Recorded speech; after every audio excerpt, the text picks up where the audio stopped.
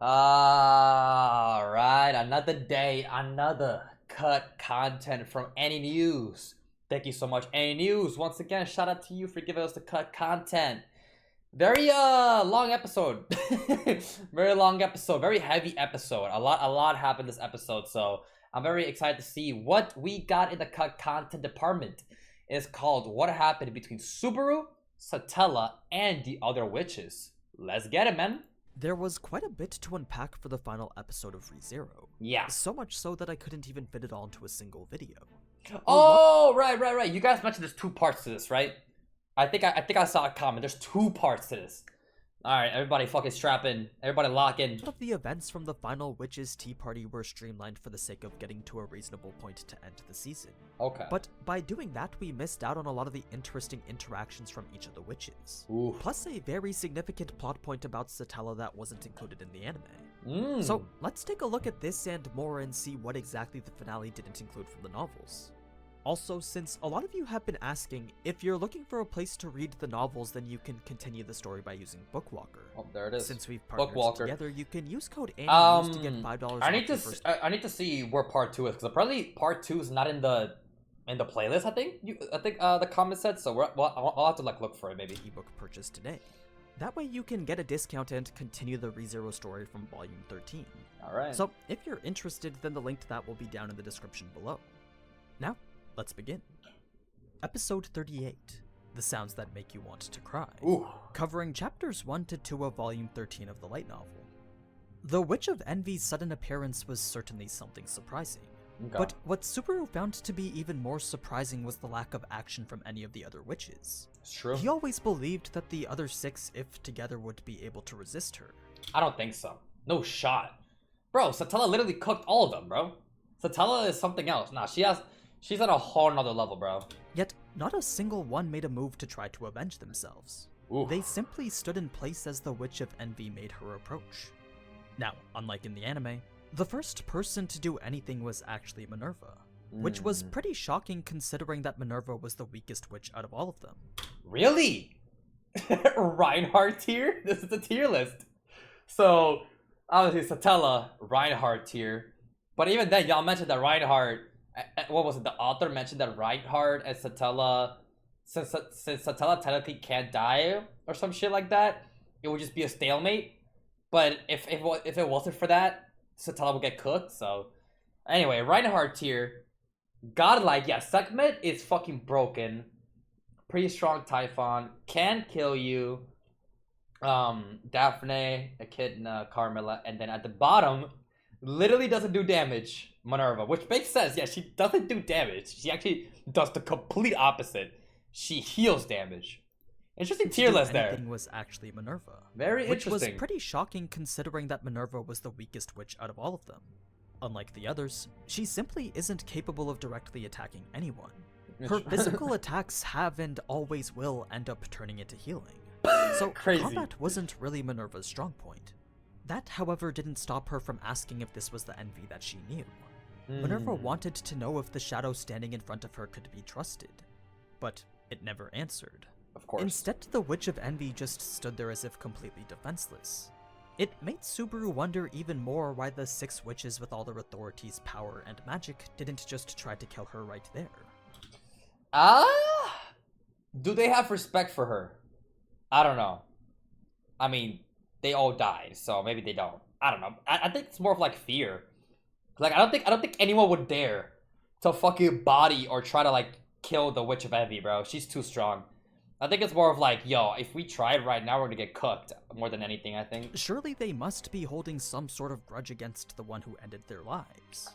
But that was a question to which only Echidna could answer.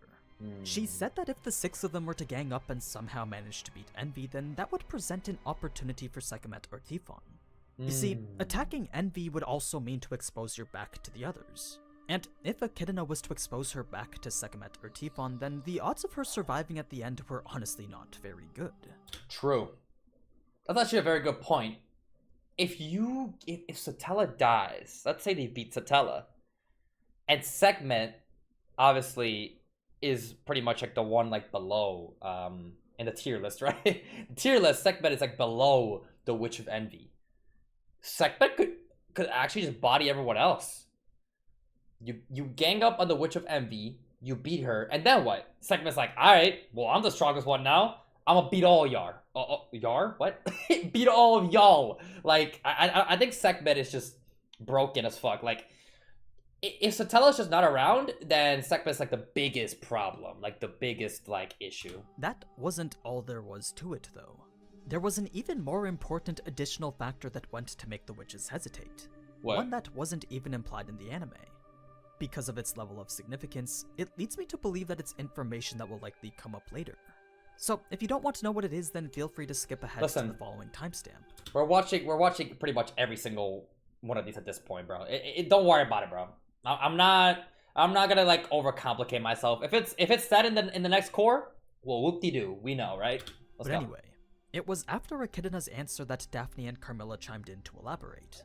Yes, the witches did hold a grudge against Envy. That much was an undeniable fact. This, however, was a very different situation. You see, Carmilla and the others didn't have a grudge against the girls standing in front of them. At least, they didn't think so. According to Daphne, whether they'd attack or not was dependent on whether the girl in front of them was Satella or Envy. Yeah, right. You guys did mention this.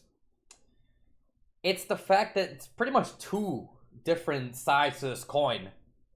Satella and Envy.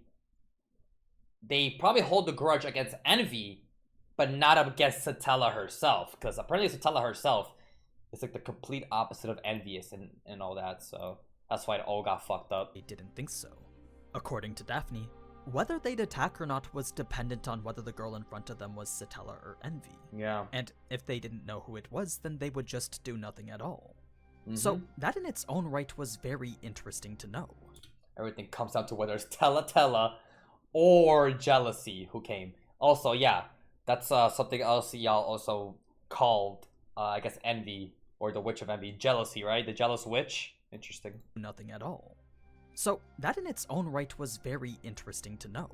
But what was even more interesting was the fact that Daphne ended her statement by saying that this was something that a sage candidate should have known. If we don't know that, there's nothing Daphne and the others can do. A candidate to be sage should know that much. Okay. Interesting was the fact that Daphne ended her statement by saying that this was something that a sage candidate should have known. A statement that probably shouldn't have been said at all. Reason being that the moment she did, Sekhmet began to scold her. This wasn't something that Subaru was supposed to know yet, and apparently neither were we. In any case, the essence of what they were trying to say was that they weren't mad at Satella. They only held a grudge towards the Witch of Envy. Exactly. Don't get me wrong though.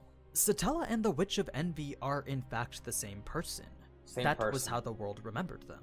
But what wasn't recorded into history was the fact that Satella had a type of personality disorder. That's a way better to put it. Yeah, personality disorder.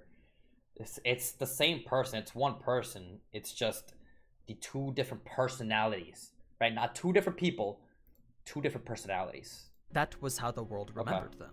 That makes sense. But what wasn't recorded into history was the fact that Satella had a type of personality disorder. Yeah. Not a standard split personality like how you or I tend to understand them, though. Okay. This was more of a mental abnormality that was unique to witches. Satella had absorbed a witch factor that wasn't entirely compatible with her. Yeah, y'all also mentioned that. It was the fact that, like, Satella was the complete opposite of envious. So obviously the witch factor of envy is not going to be compatible with her. There's just no fucking way, because you're not envious at all. So it just all went to shit after all that. After that, it just went to shit. Witches. Satella had absorbed a witch factor that wasn't entirely compatible with her. This caused for an anomaly to occur within Satella's mind, which in turn created the personality of the Witch of Envy. Interesting. I also want to pause in this frame because it's just so fucking crazy to me. They look the same. Dude, she looks exactly like Emilia. This is throwing me off. It throws me off. I just feel like they have way more history. Like, I don't know if I'm tweaking and maybe I'm just like fucking schizo, but I really feel like Emilia and the Witch of Envy maybe know each other or some shit. I don't know. It's such a weird coincidence. It's not no damn coincidence, bruh. Like, why do they just know? They look the exact fucking same. It's not just because, oh, they're both elves, Lamau, so... No. Look at the fucking look. They both look the exact same, bruh. Ain't no damn coincidence. This caused for an anomaly to occur within Satella's mind, which in turn created the personality of the Witch of Envy. Yeah, that makes sense. Two very distinct personas. For sure. And only one of which was ever recorded into history. The Witch of Envy persona was recorded into history. That's why people fucking hate, absolutely fucking despise the Witch of Envy.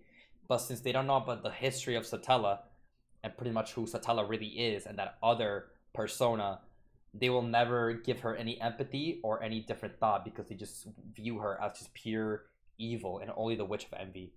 That's fucked. So, the witches didn't know whether the person in front of them was Satella or the Witch of Envy.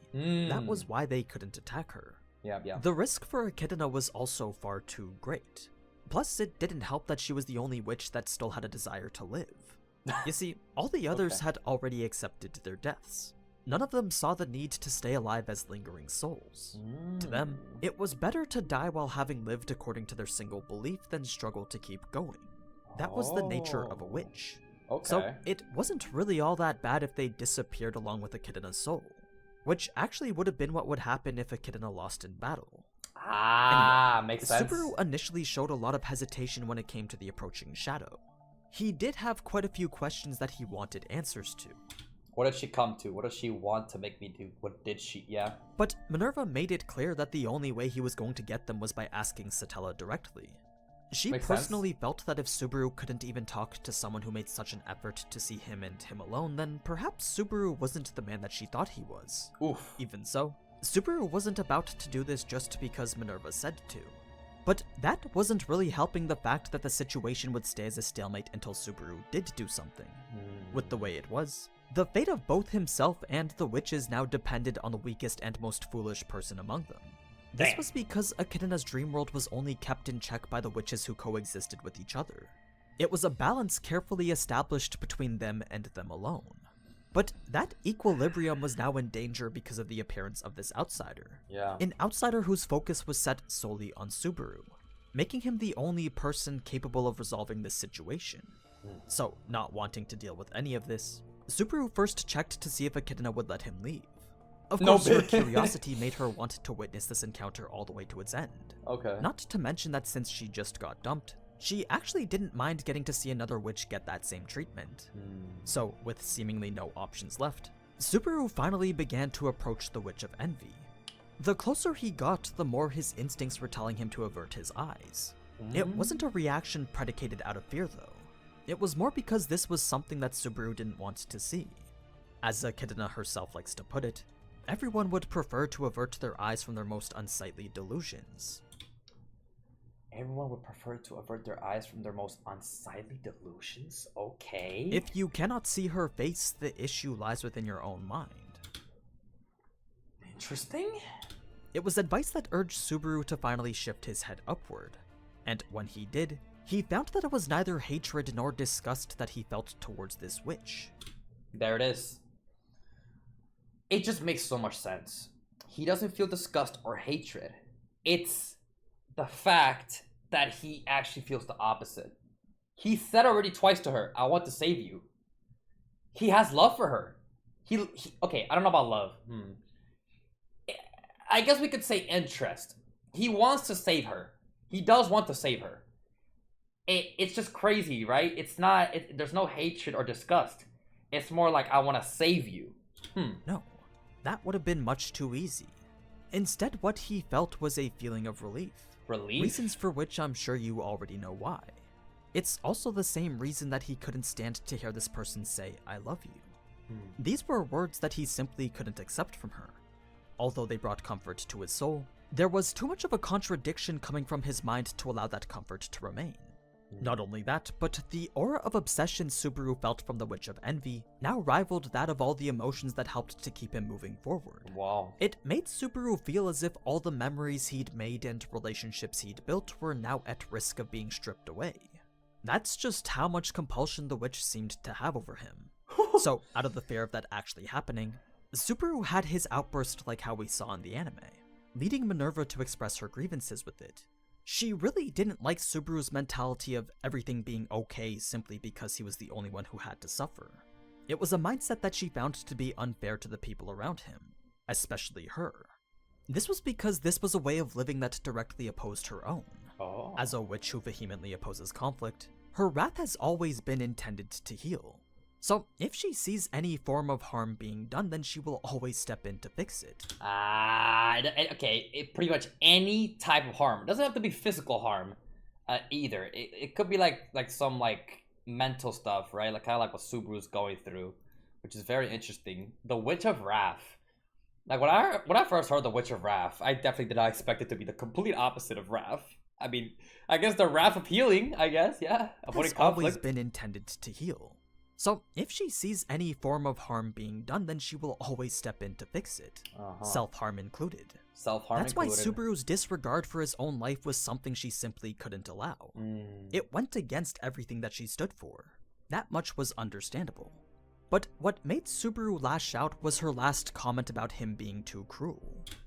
Your way of living isn't just a direct opposite of mine. It makes you my natural enemy. Something like that is just too cruel.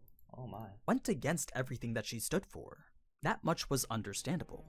But what made Subaru lash out was her last comment about him being too cruel. To him, the way he was now was simply a natural result of all the events that he's been through. Events that several of the witches undoubtedly had their hands in. Yeah. So for them to complain that the way Subaru turned out was unfair or just not right, well, then Subaru felt that the witches had no one to blame but themselves. One of the witches did interject to say that he could at least start to rely on others.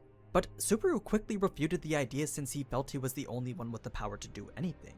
As he was now, he truly believed that his method of trial and error was the only way to make it to the future that he desired. Yikes. This was the one and only thing that he found himself to be in agreement with the Witch of Greed.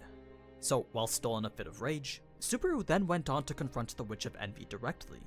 He wanted to apologize for the time when he said that he was sick of her, reason being that that wasn't really true to how he actually felt. Exactly. He's not sick of her at all. It's the complete opposite. He has this natural attraction to her. It's crazy. I want to save you. Like, Subaru does not dislike her or is disgusted by her in any way.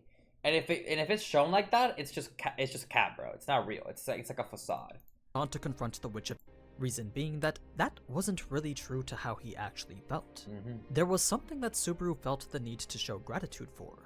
So, continuing with his aggressive tone, Subaru proceeded to thank the Witch of Envy for one thing and one thing only. The power to return by death. Yeah, that's just so crazy. Thank you for the power of return by death. And it's like, okay, an objective fact, an objective truth, the power to regress time and to start over and over, pretty much in infinite amounts, an infinite amount of times, is a blessing in itself. It's crazy, but it's just the psychological impact, the detriment that comes with dying, and the fear of death and pain is the biggest problem with return by death. This was the only thing that he was willing to acknowledge her for. Yeah. And when he did, he began to speak words that came from the deepest parts of his darkest emotions. Ooh. But while rambling on and on about how he truly felt... Wait, I actually want to read these. Thanks for giving me return by death. I'll keep relying on this power. I'm thanking you only for the power you gave me. True. He's very specific about this. The power itself, that's the only thing I'm thanking you for. Not anything else, bro. The pain that comes with it, no. I'm not thanking you for that. But the power to go back in time and start over and over again an infinite amount of times, thank you for that. Even a guy like me with no redeeming features can bust through a hopeless dead end. Like, without that, I wouldn't have been able to protect the fly. That's all I'm thankful for. Fucking hell, cinema. One single word from Satella was enough to stop Subaru right in his tracks. Don't. Then this led to the several other words that went to make Subaru more confused than he's ever been before. Yeah. You see, ever since he lost Rem, Subaru had forced himself to work alone. He didn't want to have to put anyone else at risk.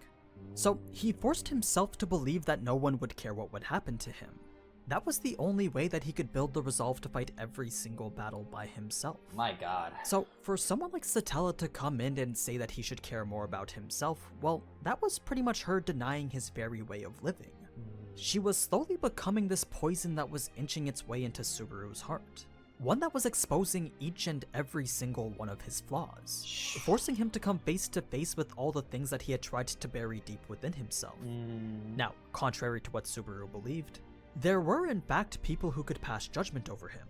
And that's exactly what Satella and the other witches were doing here, leading him to break down into tears like how we saw in the anime. Yeah. When Tifon came to ask who it was that made him sad, she began to list out the names of the witches one by one. Minerva was the only suspect that she could really disregard though. Yeah. I mean, her and all the other witches already knew that causing harm to others was impossible for her, which wasn't really something that she enjoyed being known for. So she chimed in to say that even she was capable of hurting others.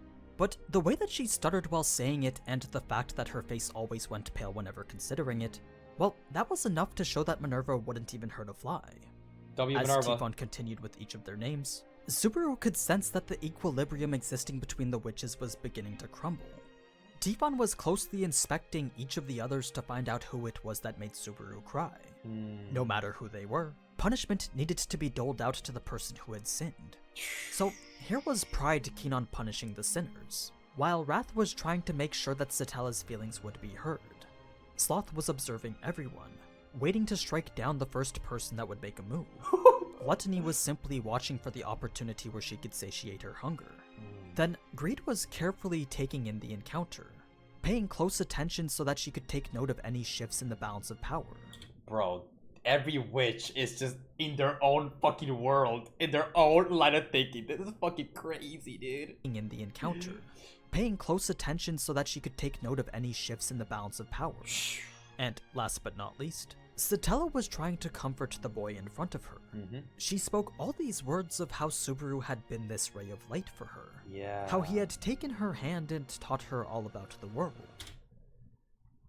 Because you, like, again, it's this shit of fucking, it's so vague, but it's so, it pretty much implies that she's known of him, or maybe he's known of her for like years? 400 years? I don't know. Because you gave me light. I love you. You taught me about the world outside. Because you took my hand. Okay. What does this mean? You taught me about the world outside? Is she talking about like just like the normal world of ReZero outside? Or is she talking about the real world where Subaru came from? Nah, is that a stretch? Maybe that's a stretch. Maybe I'm misunderstanding that, but it's just, she's just implying that she's known of him for a very, very long time, and vice versa, that Subaru has known of her for a very, very long time. That's weird. How he had given her all these things that saved her from her loneliness. Because when I trembled on lonely nights, you never stopped holding my hand. You gave me so many things. Because when I felt lonely, you kissed me. What the fuck? Because when I felt lonely, you kissed me. This implies that maybe Subaru was her past lover or something? Was Subaru like her past lover? I don't know. I don't know what this means, man. This is crazy, bro. All of which resulted in the manifestation of this undying affection towards him. To her, My God. Subaru had given her everything. Gave me everything. Of course, Subaru couldn't understand any of this. He'd never even met this girl before in his life. Or so he thinks. Or so we think. Man, I think I might have to stick with my gut here. I think Subaru just forgot because of the vow. The pre-existing vow that Akina was talking about. The vow that he has with the Witch of Envy. There's probably a hidden condition in there that's never been mentioned yet. It hasn't been mentioned yet. Of him losing memories of maybe the past. Of everything that's happened before he got isekai'd. I don't know. Past lover, maybe? I don't know, man. So much mystery. So, to him, she was no different from Betelgeuse. A person who had simply gone mad with love. Oh, wait. Run that back? Why was Betelgeuse mentioned? My bad. Oh, no. Didn't understand any of this. He'd never even met this girl before in his life. Yeah. So, to him, she was no different from Betelgeuse. A person who had simply gone mad with love. This was the conclusion that Subaru had come to. But for some reason, he couldn't force himself to feel the same way. The memories that Satella was trying to tie Subaru to were already latching themselves onto his heart. The single person that Subaru was supposed to hate the most in this world was now making him feel a way that never should have been possible. Oh my god. It made for an impossible contradiction that Subaru's mind simply couldn't handle. So, with nothing left but a desire to escape the current situation, Subaru did the only thing that he possibly could. Now, Subaru dying here bore a lot more risk than dying for real. Yeah, Remember, for sure. Dying here essentially meant the death of the mind. Yeah, if you die here, it's actually way more dangerous. Like to die here, like you can't. There's a lot of risk here. Return by death, it's not gonna save him in the Castle of Dreams. Now, Subaru dying here bore a lot more risk than dying for real. Death of the mind. Remember, dying here essentially meant the death of the mind. And the death of the mind had the potential to leave Subaru's body as an empty husk. So this could have very well led to a permanent end. Now, Minerva's attempt to stop this was actually quite the hypocritical act. Only moments ago she had just scolded Subaru for putting his own life on the line for what he desired. Yet here she was doing the exact same thing, disregarding her own existence so that she could take care of the conflict happening in front of her. Tifon deemed these actions to be sinful, which is why Minerva's arm began to shatter upon impact. Makes sense. When Satella began to tell him that he needed to start saving himself, her words reminded him of the vow that he once made to Rem. He began to wonder what Rem would think if she saw him as he was now. But that was a very dangerous thought to entertain. If he did, then it would directly oppose the belief that he could use his life as an expendable commodity. A belief that birthed from the idea that he simply wasn't a person that would be missed. My god. When it came to the overall picture, Subaru saw his life as worthless. But was that a way of thinking that Rem would really be okay with? Fucking hell, that's the big fucking question. Wow, yeah, would Rem approve of this? That's actually a very good way to look at it. Yo, if Subaru should look at that more, bro. Would Rem, the person who looks up to you, the hero, her hero, would she approve of the way that you look at yourself and you're thinking of yourself right now?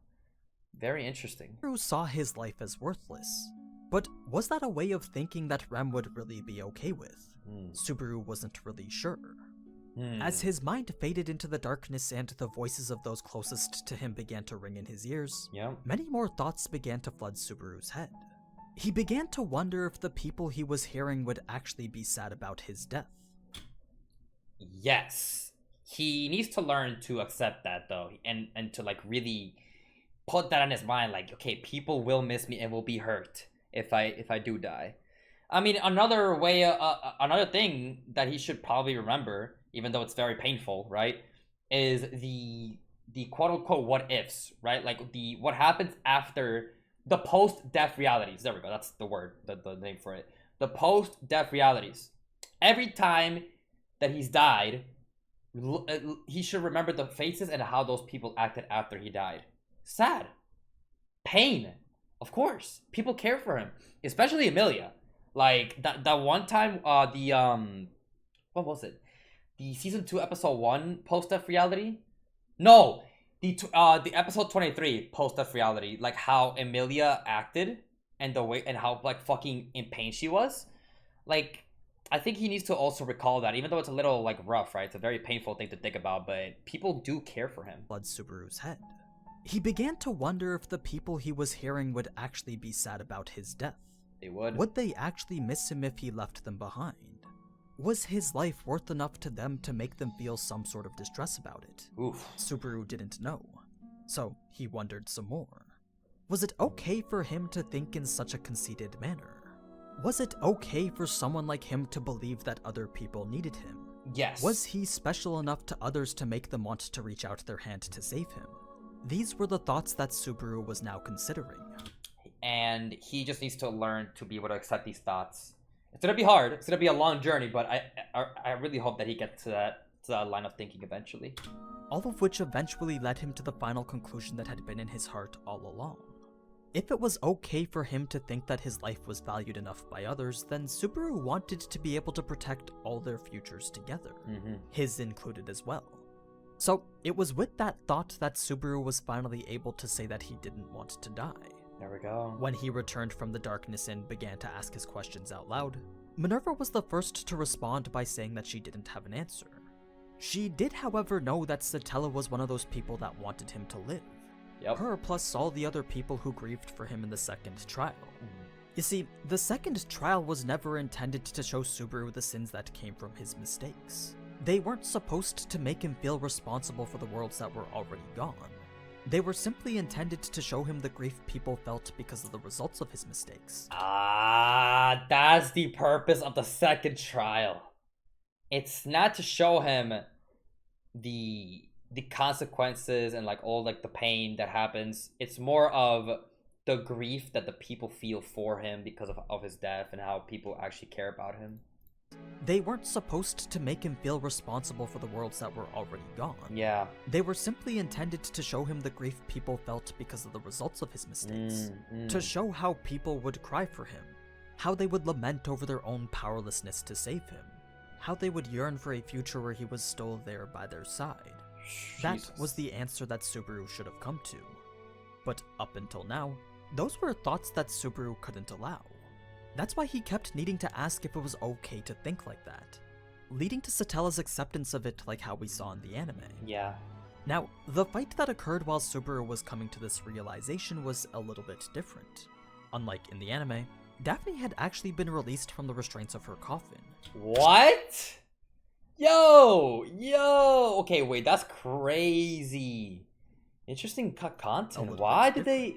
Unlike in the anime, Daphne had actually been released from the restraints of her coffin.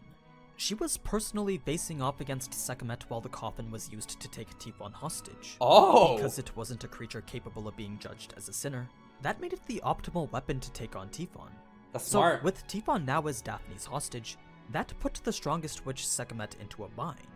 Anything she would do would put Tifon's soul at risk, thus upsetting the equilibrium of Echidna's world. So that made Sekhmet unable to act. Now, the reason for Daphne's interference actually had a lot more depth to it. Okay. There was an innate curiosity that stemmed from being able to see Subaru find a way to beat the Great Rabbit. Because both the rabbit and herself shared the exact same hunger, Daphne felt that if Subaru could find a way to wipe them out, then that would be the same thing as solving her own hunger. An outcome that could potentially bring satisfaction to a witch that has never been satisfied. What a line! Satisfaction to a witch that has never been satisfied is what you said? Oh my god, okay. Outcome that could potentially bring satisfaction to a witch that has never been satisfied. Wow. To know such a gratifying sense of content was certainly a dream that Daphne had never been able to attain. So perhaps she could grasp a portion of it if she were to see what was essentially her own hunger be brought to an end. It was a curiosity towards the unknown that rivaled even Echidna's. Jesus! On the other hand, we know that Carmilla had used her faceless bride to bring to light all the voices that Subaru was hearing. Yeah. This was because she had gained a bit of satisfaction from seeing Subaru deny Echidna in the previous episode. She also couldn't allow Subaru to disregard the love that was standing right in front of him, referring to her actions as some sort of debt that was being repaid. In any case, Subaru now found himself at a crossroads. With both his resolve and way of doing things now shattered into pieces, he wasn't so sure what it was he should be doing anymore, leading Echidna to make her request one last time, after which everything was pretty much the same. Okay. The only thing left worth noting was the veil that had disappeared from Satella's face. True. This wasn't something that had ever actually existed in the first place. The Satella we were seeing the entire time was the Satella that Subaru's mind had perceived. Subaru had been blocking out her face with a veil that was created from his own subconscious. What? Only after accepting Satella for who she was did that veil finally disappear. What? That's crazy! Oh my god! And look at this illustration too, bro. They look the exact same. Different hairpin, different clothes, but that's it. What the fuck, dude? Subaru had been blocking out her face with a veil that was created from his own subconscious. That's insane. So it was never real? What the fuck is that? What the fuck? Only after accepting Satella for who she was did that veil finally disappear. Bringing us to the end of the witch's tea party. Okay. So that was the halfway point of the episode. Alright. The next half leads us into events that brings us towards the climax of the arc. But rather than talk about it now and end it on a cliffhanger, I think it'd be better to save this half of the episode for a couple weeks before January. That way you can use it as a sort of recap for where we left off from today's episode. So I'm gonna see if I can find the... Okay, let me let him talk, but I think I'm gonna go find the part 2 then. That being said, you're probably wondering what types of videos that I'm going to do next. Well, I know a lot of you are relatively new to the channel because of all the ReZero stuff. So I think it's only fair to tell you that my channel's content shifts with the seasons. Over the course of the next few months, instead of ReZero, I'll be focusing more on Danmachi and Mahoka. Oh, interesting. Yeah, he does like multiple... Okay, I think that's it. Pretty sure, right? There will likely be 1 or 2 if stories in between all that. If not, then I still want you to know that I do appreciate all the support that I've received this season. Okay, I think you that's it. already know what to do. Okay. So, until next time. Okay, that's it.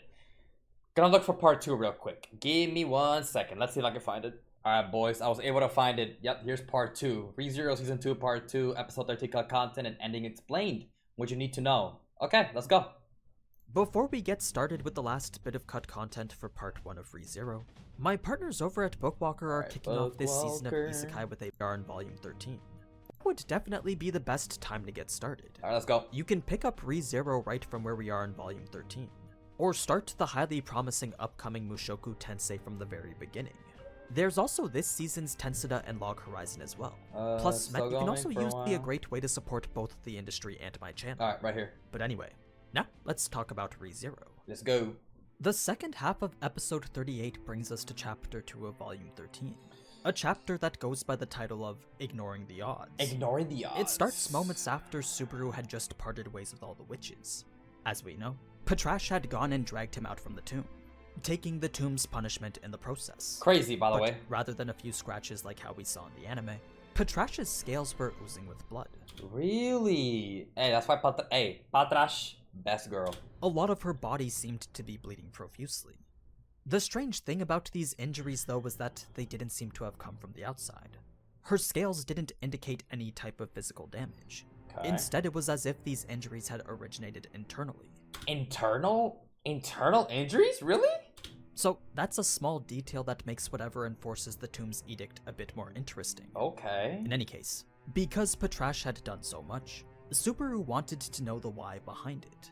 He wanted to know why she was willing to go so far for him. Yeah. So he asked Otto to use his blessing of language to find that out for him. Of course, Otto initially thought this to be a joke. I mean, to him, the answer was already obvious. Obviously, and yeah. he didn't think that Subaru was actually this oblivious.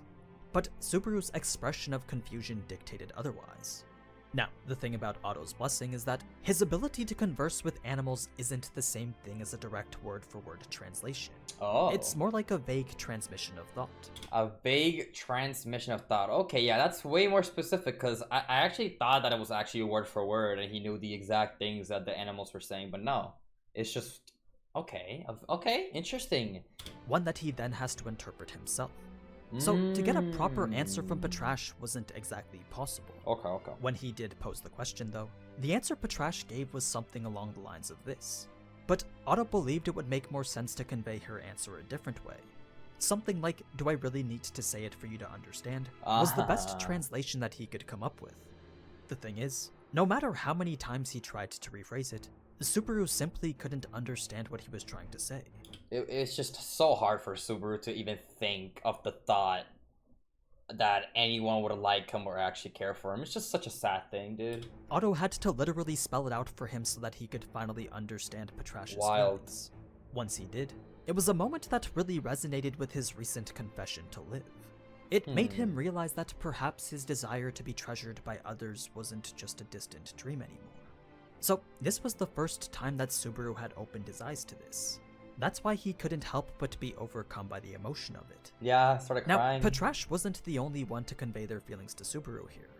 Otto had actually done the same as well. He was just a bit more indirect about it. You see, after Subaru had asked if he was worried about him, Otto simply said that this concern was only for the sake of his own future. He then went on to say that if he ever found himself in peril, the first thing he was always going to do was run. There was no sense of duty to Subaru or anyone else that made him feel the urge to put himself in danger for them. It was a very realistic point of view. Yeah? But something about the way Otto was saying it seemed off. There wasn't really any conviction in it. It came off as something a little bit more lighthearted. So, before Subaru merely nodded it off, he first reflected on those words, then thought about how they contradicted Otto's actions from the previous loops. I mean, this was the person who rescued him from imprisonment. It was the same man who saved him from Garfield and fought tooth and nail to get him free from Sanctuary. Exactly. He just cares for him so much, right? He sees him as a true friend. Like, it's obviously just, it's more than just like, you could say all this vague stuff and he could like say like all these lies and, pretty much hide his true feelings, but it's just all because of true friendship, true care for his friend, So it was very clear to Subaru that this was all an act. Yeah. A facade in which the only response he could give was one of rejection. He starkly told Otto that he wasn't the kind of person to run away. And the reason for that was because they were friends. Exactly. It was a moment that Subaru used to return an earlier gesture of friendship.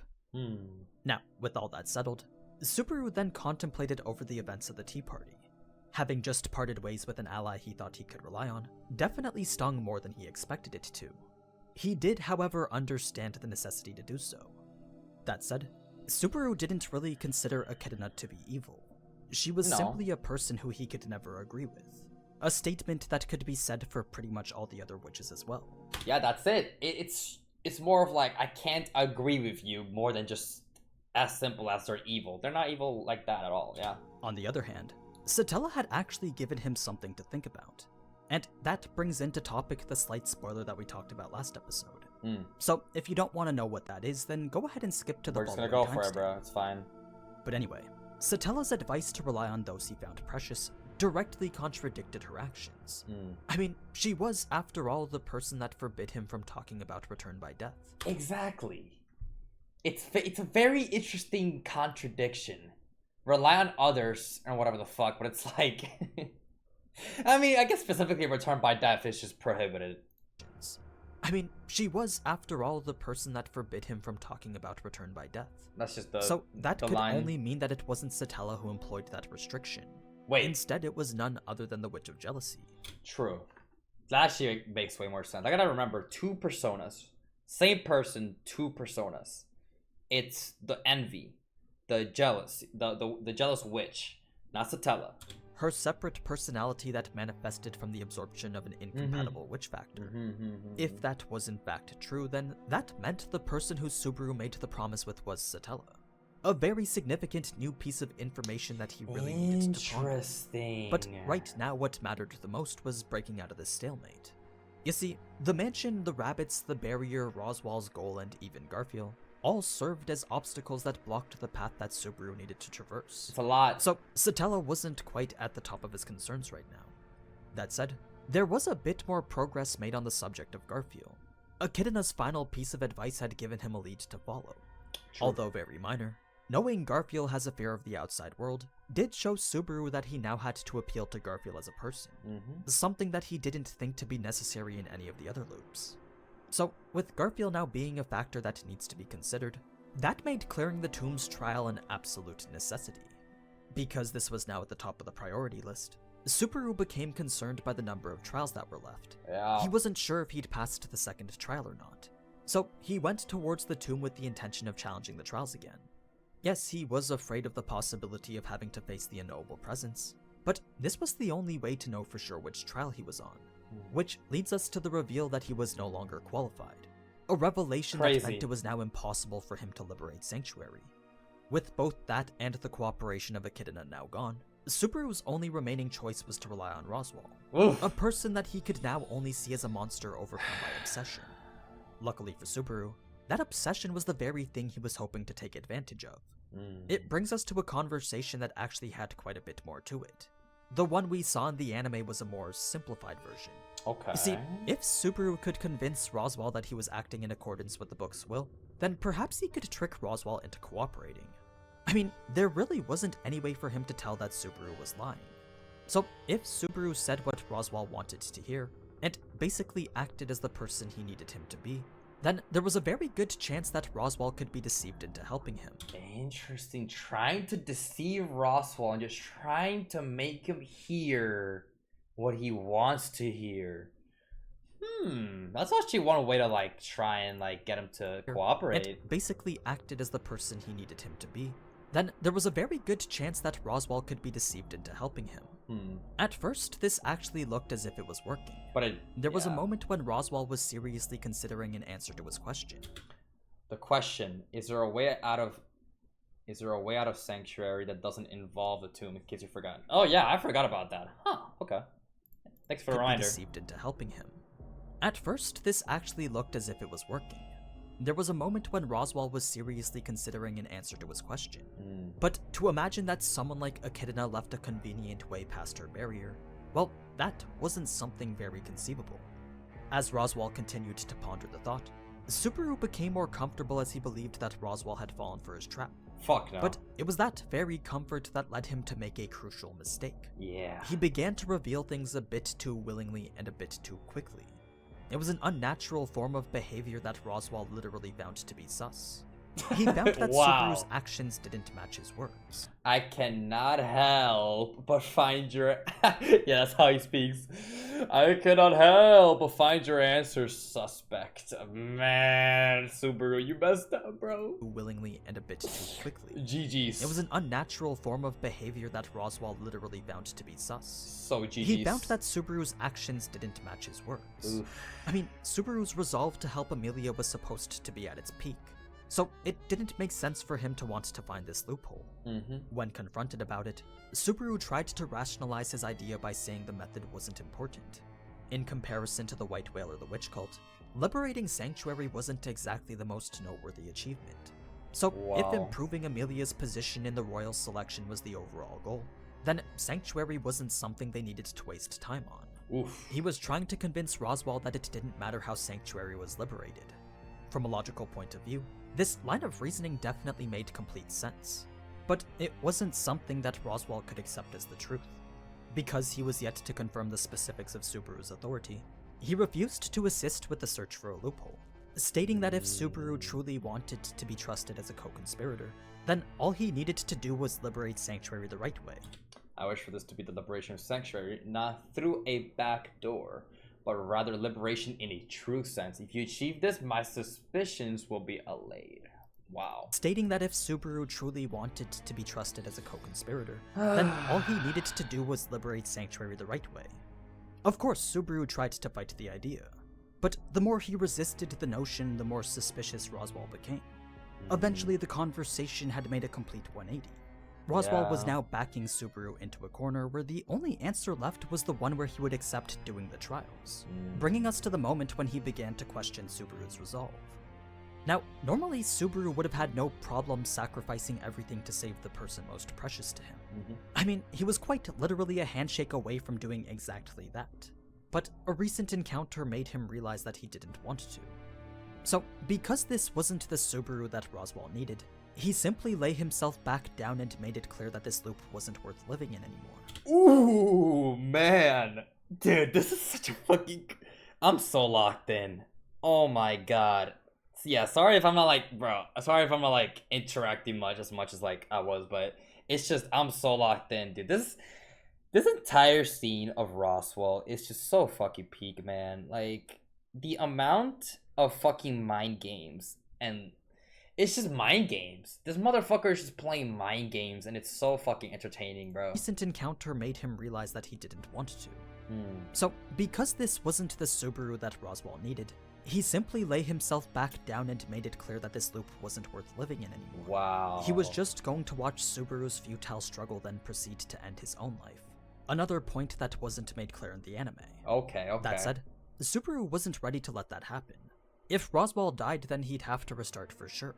Oof, so, in an attempt to salvage this loop, Subaru began to question Roswaal's intent, leading to the whole speech about life, future, hope, and possibility, as well as the revelation about his involvement with the mansion. That was crazy. Since this scene was taken word for word from the novels, not much needs to be said other than a little bit about Subaru's mindset. It was here that Subaru realized he'd completely underestimated Roswaal's knowledge of the loop. Oh yeah. Any advantage he believed he'd obtained from return by death was nothing more than his own presumptive arrogance. Roswaal had created a plot so infallible that not even return by death could beat it. That's why Subaru saw the need to apologize. He now understood that Roswaal was the only person this entire time who had any power over anything. To think anything else was nothing more than pure conceit. Once Subaru realized that nothing could be done, he left Roswaal's room and started to aimlessly wander the forest, bringing us to a cut scene in which Subaru was contemplating everything he learned. As he did, he began to realize that this probably wasn't the first time Roswaal had hired Elsa. The whole situation in the capital was likely part of his plans as well. Yeah, it's the biggest doubt is what happened in the beginning of the series. The whole Elsa at the beginning of the series. Because obviously we know that he hired her like recently, you know, with the whole mansion attack and whatever the hell, but what about season 1, the little beginning? Like, that's a very specific situation that actually hasn't been talked about much. He began to realize that this probably wasn't the first time Roswaal had hired Elsa. The whole situation in the capital was likely part of his plans as well. Another hire, Felt stealing Amelia's jewel, then Elsa being hired to buy it back, were nothing more than elaborate moves made with the purpose of getting Subaru to intervene. Which is crazy. Crazy. All of that was so Subaru would intervene and just get involved. Roswaal has been pulling the strings since the fucking beginning. Since the very, very beginning. That is such a crazy concept, bro. My god. So, Subaru could only think about how he'd been manipulated since the first day he'd come here. That's so if crazy. Everything truly was in accordance with the Book of Knowledge, then perhaps his idea of free will was nothing more than the extension of someone else's. Perhaps he never actually had a choice at all. He never had a choice. He never had free will? Oh my god, dude. This motherfucker's been the mastermind since the fucking beginning. What a twist, man. The extension of someone else's. It's just so... Perhaps he never actually had a choice at all. This carries some pretty serious implications with it. It would mean that getting trapped in Sanctuary and even Rem losing her existence were all events that happened as someone else predicted. It would mean that everything that's happened up until now was completely predetermined by someone else. My god! That someone else wasn't Roswaal, though. Yeah, obviously, he was just the person enforcing it. The someone else we don't know, but we obviously know that the one who's enforcing it is Roswaal. The one that's really following it is Roswaal. I really want to know who's the one that made that fucking book, though. Like, who's the one that really just like knows everything at this point? Like, who just knows the future? Happened as someone else predicted. I mean, I guess it could be just Echidna, because Echidna did foresee the whole event with Satella and the handkerchief thing. But I don't know. Is it as easy as an answer as to just say it's all Echidna? Because she's the witch of greed. She's greedy for knowledge, so she just has knowledge of the future and knows everything. I don't know. I feel like that's such an easy answer. It would mean that everything that's happened up until now was completely predetermined by someone else. That someone else wasn't Roswaal, though. He was just the person enforcing it. As we know, he would do anything to correct a path that doesn't match with what the book has outlined. So his purpose was only to make the prophecy become a reality. Exactly. That said, something about this setup just seemed off. There was a remaining mystery regarding these texts that prevented Subaru from piecing everything together. He just couldn't figure out what it was. It's a lot of mystery still, As he continued to go over the details regarding the Book of Knowledge, that's when Amelia appeared along the path and called to him. It was the second time that he'd bumped into her in the middle of the night. Just from a quick glance at Subaru's face, Amelia knew right away that something was wrong. So she offered to listen to anything that Subaru wanted to say, leading to a very emotional conversation that I think will be included next episode. Okay. So rather than talk about it now, we'll wait for episode 39 and skip ahead to the next part. Alright. It was after this conversation with Amelia that Subaru found himself racing aimlessly through the forest. So that's the order of events. Okay, interesting. The only thing he could think about was what Amelia just said to him. This was because her words had spurred an uncontrollable feeling of shame that Subaru couldn't help but try to run away from. Okay. I can't really say much more without talking about the conversation itself. Fair. But this was why we saw him running.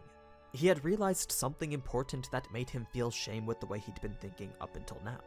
So this was his only response to those feelings. That makes way more sense on why he will. Yeah, because in the anime, it just seemed like he was running from after the fact that what just happened with Okay. Now, everything after regarding the parts with Otto was pretty much the same. Okay. So this brings us to the last episode of ReZero Season 2 Part 1. Okay! Hopefully you gained some new insight and are a bit more refreshed for Part 2. Hell yeah, you can bro. expect those episodes of cut content to be out every Tuesday before the next episode. Just like how it was last season. Now, before I go, don't forget to make the most out of Bookwalker's Isekai sale before it ends on January 8th. And just. But anyway, as always, thank you so much for watching. Yo, AniNews, the cut content.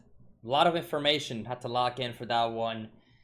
Absolute peak, bro. Thank you so much for the cut content once again, and thank you to the person who also let me know beforehand that there's 2 parts. I know AniNews mentioned it, but you know, also very nice of you for you to mention it. There was 2 parts to this. Crazy. That's how fucking heavy of an episode it was, right? Alright, well, that is going to be it for today's Cut Content episode. Season 2, episode 13. The end of part 1. Part 2 is up next. I'm very excited to see what part 2 has in store for us. If y'all enjoyed and you're new, subscribe. Leave a like down below. The full uncut version to all ReZero content will be on Patreon. As always, have a good day, and I'll see you guys next time. See you guys.